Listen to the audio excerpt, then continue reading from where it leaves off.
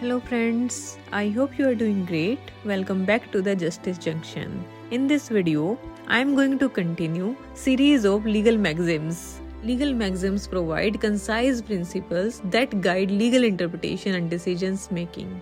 They help to ensure consistency and fairness in the application of law. Start करते हैं. First of all, I am going to discuss about ex turpi causa non oritur actio, which means no action arises out of a wrongful consideration. In simple terms, if an action or contract is based on illegal or immoral reasons, the law won't support it. You cannot use the law to enforce or benefit from something that's fundamentally wrong or against the law. इसका मतलब है कि यदि कोई कार्यवाही या अनुबंध किसी अवैध या अनैतिक कारण पर आधारित है तो कानून इसका समर्थन नहीं करेगा। आप कानून का उपयोग किसी ऐसी चीज को लागू करने या उससे लाभ उठाने के लिए नहीं कर सकते जो मौलिक रूप से गलत है, यह कानून के खिलाफ है। अब हम डिस्कस करेंगे अगली मैक्सिम को। एक्सप्रेसियो यूनियस east एक्सक्लूजियो ओल्ट्रियस, which is express mention of one thing implies the exclusion of another. In simple terms, it suggests that when a law or contract specially mention one thing, it implies that other things are not included. If something is left out of a legal document or agreement, it usually not part of it. जब कोई कानून या अनुबंध विशेष रूप से एक चीज का उल्लेख करता है तो इसका तात्पर्य यह है कि अन्य चीजें शामिल नहीं हैं। यदि किसी कानूनी दस्तावेज या समझौते से कुछ छूट गया है तो यह आमतौर पर इसका हिस्सा नहीं है। Now I am going to discuss with you next maxim. Falsa demonstratio non nocet, which is mere false description does not vitiate the object.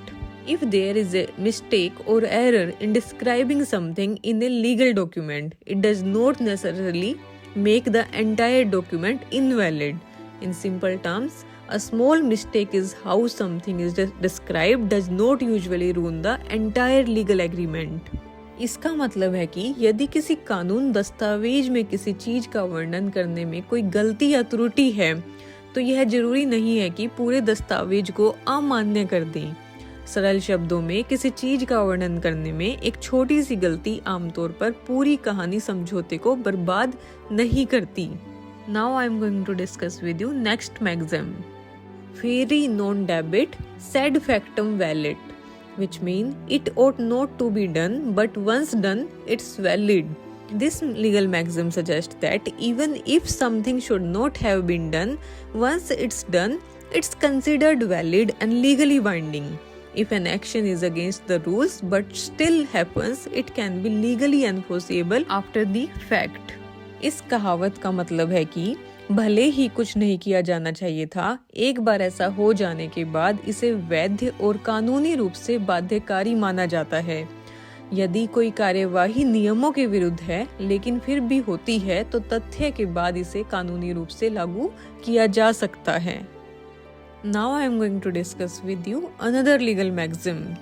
Reus est odiosa it non praesumenda.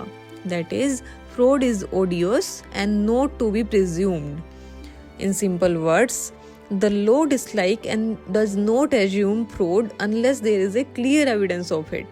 Fraud is considered bad and the law won't assume someone is guilty of it unless there is strong proof. इसका मतलब है कि कानून धोखाधड़ी को नापसंद करता है और तब तक धोखाधड़ी नहीं मानता जब तक इसका स्पष्ट सबूत न हो। धोखाधड़ी को बुरा माना जाता है और कानून यह नहीं मानेगा कि कोई व्यक्ति इसके लिए दोषी है जब तक कि कोई पुख्ता सबूत न हो।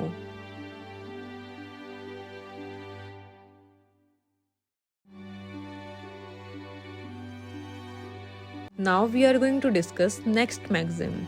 Furiosi nulla voluntas est. Madmen have no free will. Means that people who are mentally insane or mad are not considered to have the capacity for free will or the ability to make rational choices. Their action cannot be seen as deliberate because their mental condition impairs their ability to make choices like a sane person. इसका मतलब है कि जो लोग मानसिक रूप से विक्षिप्त या पागल हैं, उन्हें स्वतंत्र इच्छा की क्षमता या तर्क संगत विकल्प बनाने की क्षमता नहीं माना जाता।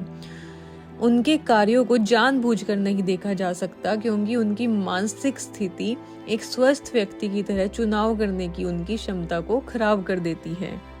अब हम बात करेंगे अगली मैक्सिम की।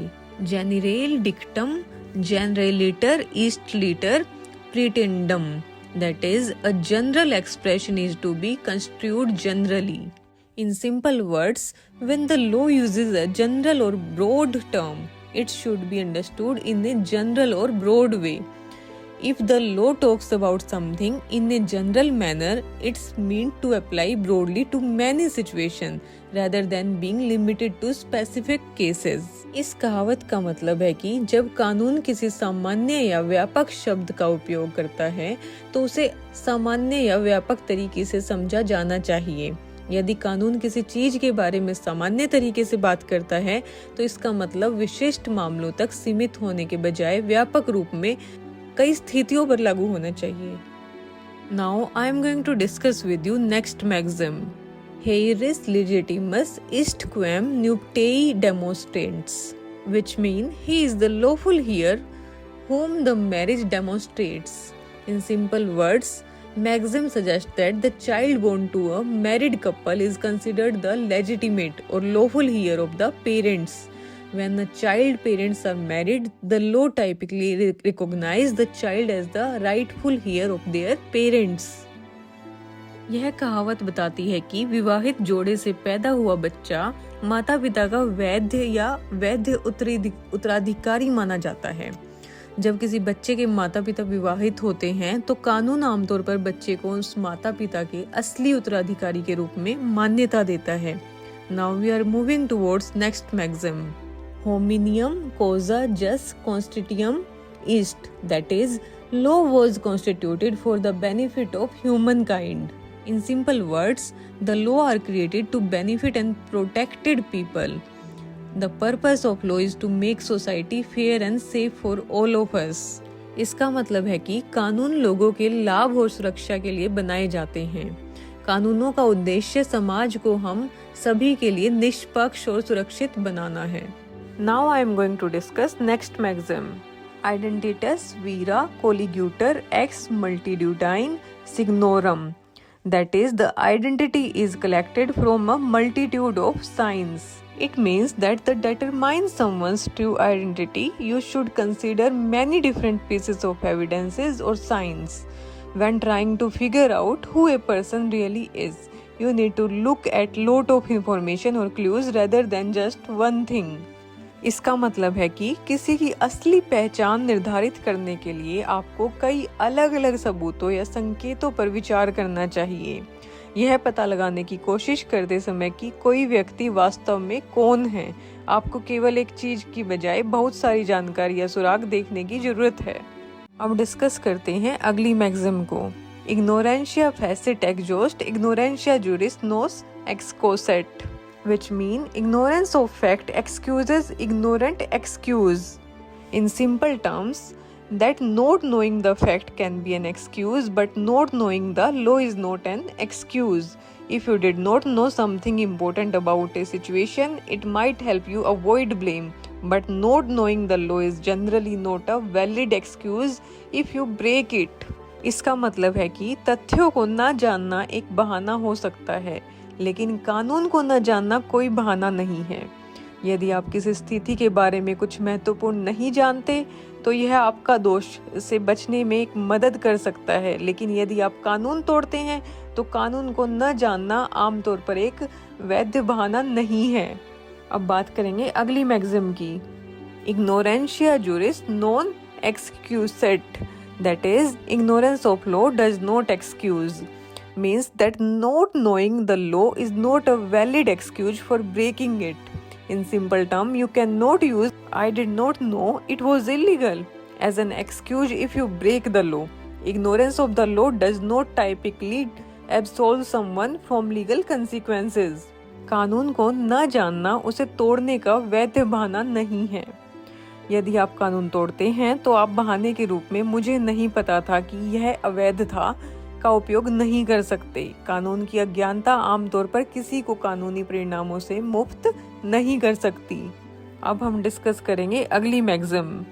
इग्नोरेंशिया जुरिस क्वोड qui tenitur scaire neminum excuset, that is, ignorance of the law which is everybody is supposed to know does not excuse. In simple terms, you are generally expected to know and follow the law, so claiming you did not know it does not usually get you out of legal trouble. इस कहावत का मतलब है कि जिस कानून के बारे में हर किसी को जानकारी होने की उम्मीद की जाती है, उसे न जानना कोई वैध बहाना नहीं है। आपसे आमतौर पर कानून को जानने और उसका पालन करने की उपेक्षा की जाती है, इसलिए यह दावा करना कि आपको इसकी जानकारी नहीं थी आमतौर पर आपको कानूनी परेशानी से बाहर नहीं निकाल सकता। Now I am going to discuss with you next maxim. इम्पोटेंशिया एक्सक्यूसेट लीगम, that is, impotency excuses the law to an obligation imposed by the law, and impossibility of performance is a good excuse. इसका मतलब है कि यदि किसी के लिए कानून के अनुसार कुछ करना असंभव है, जैसे किसी दायित्व को पूरा करना, तो कानून एक अपवाद बना सकता है और उन्हें उस आवश्यकता से मुक्त कर सकता है। यदि आप वह नहीं कर सकते जो कानून कहता है क्योंकि यह वास्तव में असंभव है, तो आपको इसके लिए जवाबदेह नहीं ठहराया जा सकता। अब अगली मैक्सिम को डिस्कस करते हैं। इन डूबियो स्कैंडम क्वोड ट्यूटिटिस ईस्ट, that is, in doubt the safer course should be adopted. The legal maxim advises that when you are unsure about something, it's the best to choose the safer option or the one that avoids risk.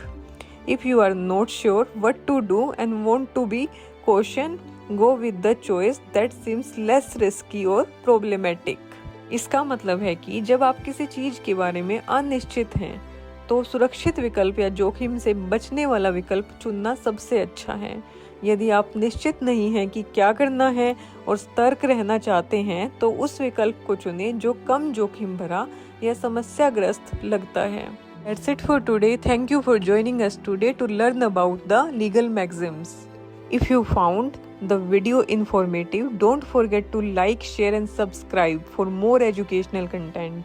Stay engaged and stay informed. Goodbye.